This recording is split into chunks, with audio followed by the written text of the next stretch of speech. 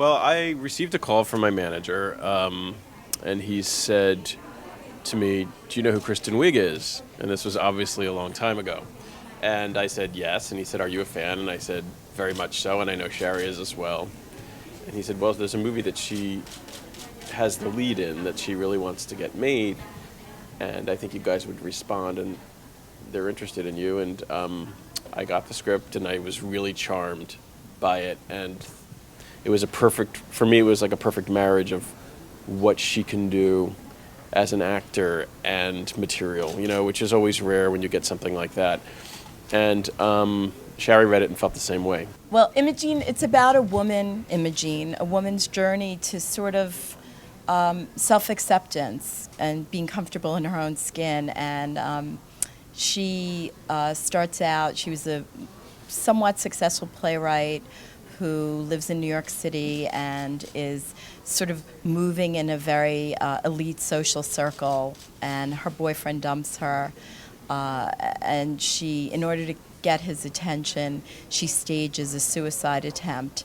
And she does such a good job of staging it and writing the suicide note that everybody thinks it's a real suicide attempt, and she winds up in the custody of her mother, Annette Bening, who is a gambling addict who lives in the Jersey Shore with her brother and with Darren's character and with Matt Dillon. And it's a kind of a story about, she winds up going back to this sort of family that she's estranged from and trying desperately to get back to New York. As far as tone, it's a feel-good dark comedy.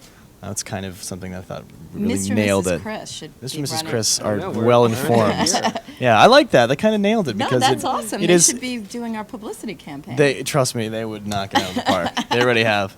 Well, I had the advantage of knowing that Kristen was attached, so it's always a joy to read dialogue with an actor who kind of has a very distinct voice in your head. So that was fun, kind of hearing her sort of cadence and how she would probably improv and sort of paraphrase things over it. So that was really charming for me when I read the script.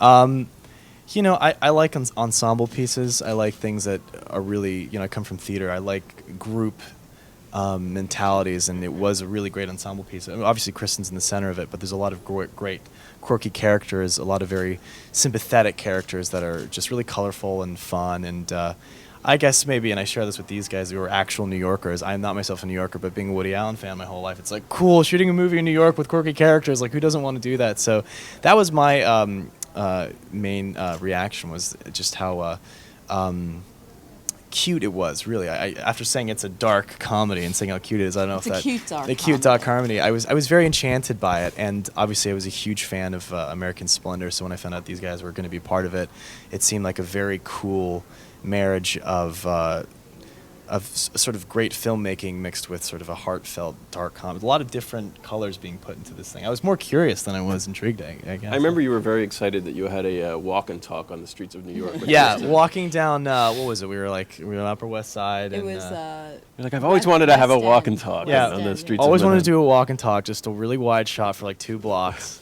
Yeah, you were very. I was all about that. I've always wanted to do that. And you That's did good. it. Yeah, I finally got to do it.